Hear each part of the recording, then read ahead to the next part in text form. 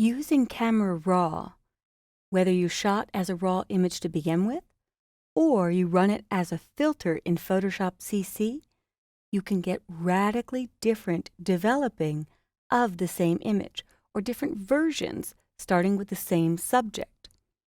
So here I have the beginning shot, and I want to go for some special effects.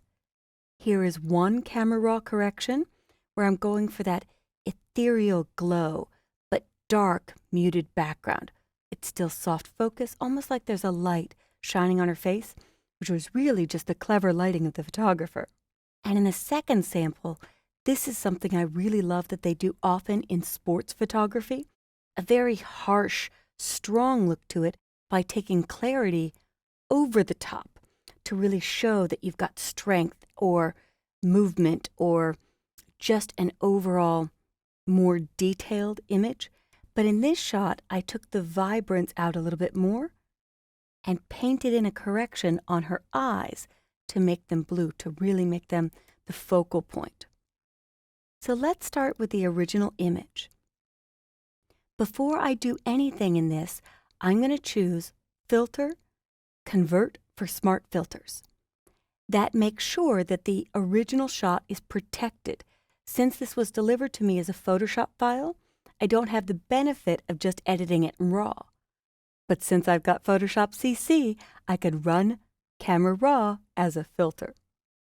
So I'll name my layer, and the original shot is now protected in that Smart Object layer. I'll choose Filter and Camera Raw Filter. And I'm going to take clarity all the way to the left to really give an ethereal wash to the image. I'll adjust the exposure, the overall contrast, go a little extreme with the highlights, darken the shadows,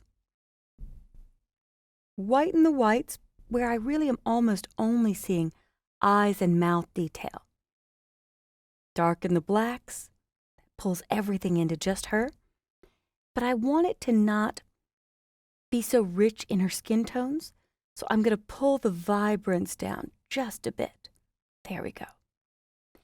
Now in this case, I want to just focus on her and not see the background at all. So I'm going to use the adjustment brush and a very large brush. And I was experimenting earlier, so I'm going to clear out the adjustment brush and have no color settings applied. But the size I will make large enough that it can paint in the background. And you do need to have some adjustment made before you start using this. So I'm just going to double click each of these dials to set them back to where they started. And I'm only moving exposure before I paint. So exposure is darker, and I'll paint away some of the leaves in the background. I'm going to make the brush a little bit smaller to go over her head. And if I get into her or her hair, I could use erase. But I should warn you, these paintings with the adjustment brush are not something that could be saved in presets, but they are saved in my Camera Raw adjustment. There we go. So now if I've gotten a little too close to her and I want to take out some that was in her hair, I'll darken a little bit more so I could see that better.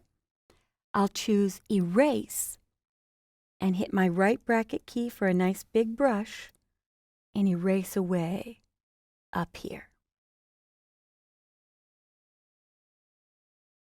I can undo or hit Command Option Z or Control Alt Z to multiple undo. To go back, Command Shift Z or Control Shift Z goes forward to see before and after.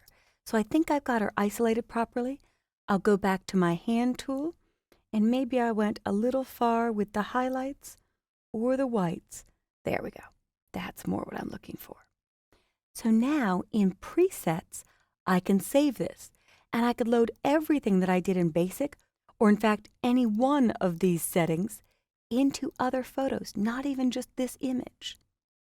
So in presets, I'm going to make a new one called Dark Ethereal, and I'll click OK. So now I'm going to do a different correction.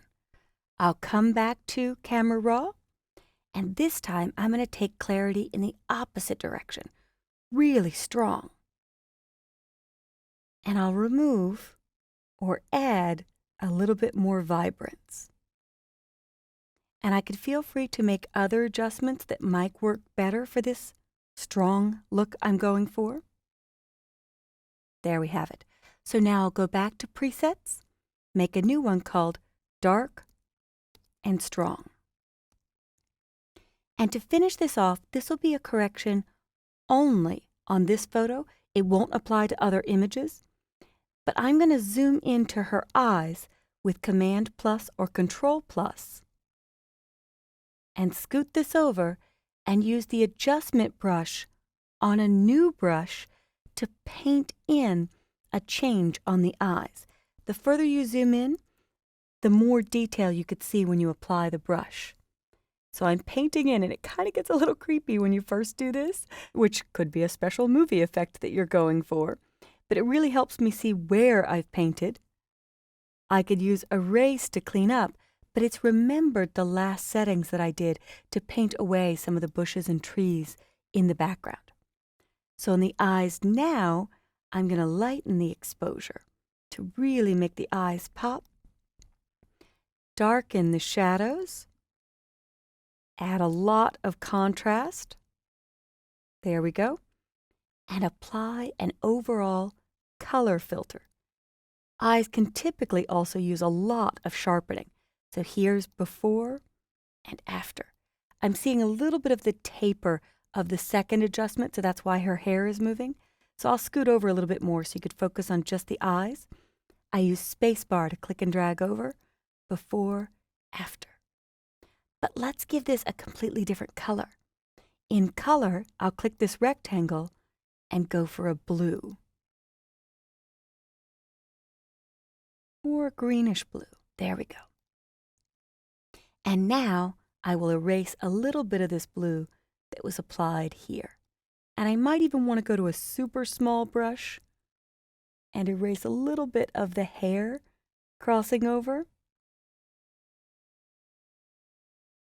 And if I fit in window with Command 0, Control 0, that's a really interesting effect. But if I go back to my hand tool and back to presets, the dark and ethereal did pick up that blue. So did the dark and strong. So while you create presets, if I build another new one, it does all settings. But if you look at just the basic, adjustment brush is not part of it. If I choose all, it will do most everything in each of the settings in the Camera Raw dialog. So I'm going to hit cancel and leave it with these last two settings. I can click OK, save one version for the client here, double-click the Camera Raw filter, go to Presets, choose Dark and Ethereal, click OK, and do another version for the client. I think I like this Dark and Strong best, so I'll go back to Presets, back to Dark and Strong, and I'd like you to see if you could come up with some more interesting corrections on this shot or some of your own using the immensely powerful presets built into the Camera Raw filter that you can run under Filter, Camera Raw, or using Camera Raw on images you shot in RAW by yourself. It's like going back into the darkroom with film and doing different corrections, different developing on the same photo over and over again. I hope you've enjoyed this. I know I love Camera Raw and I live there. I go there before I even begin most of my Photoshop work.